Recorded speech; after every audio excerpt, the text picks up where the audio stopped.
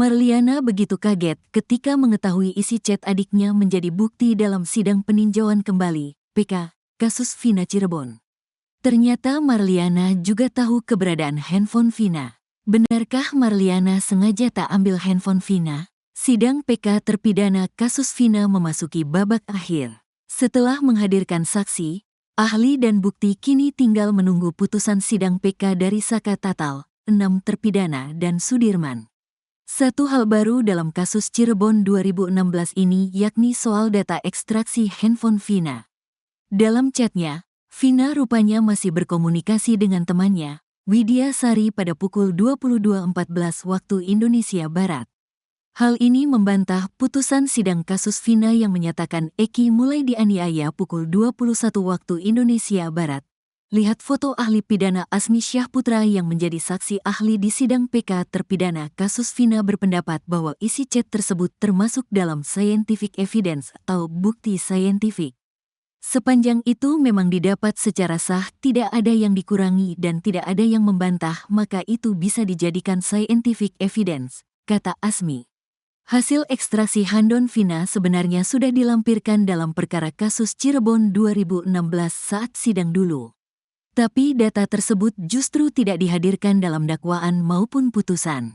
Kata Asmi Syahputra, hal tersebut menjadi salah satu upaya pelanggaran prosedur. Tidak dimasukkan dari awal berarti ada upaya pelanggaran prinsip prosedur. Dia tidak mau bikin terang, kata Asmi saat menjadi saksi ahli dalam sidang PK Sudirman di Pengadilan Negeri Cirebon pada Jumat, tanggal 4 Oktober tahun 2024. Sedangkan Marliana justru merasa kaget ketika data ekstraksi handphone menjadi bukti dalam sidang PK kasus Vina.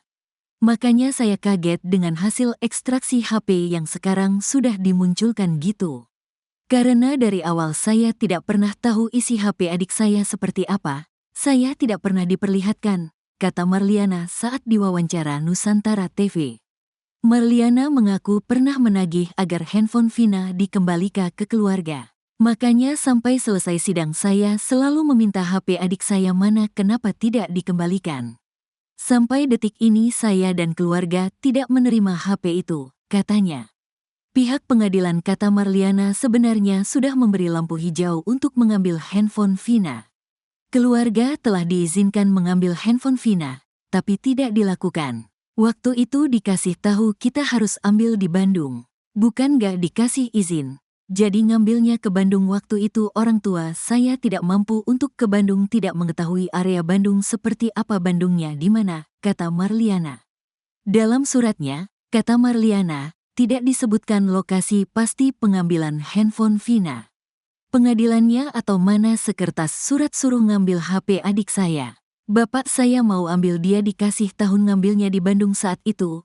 Untuk di Bandung kalau tahu tempatnya gak masalah, ini kan bapak saya gak tahu Bandung nai mana, terkendala biaya juga.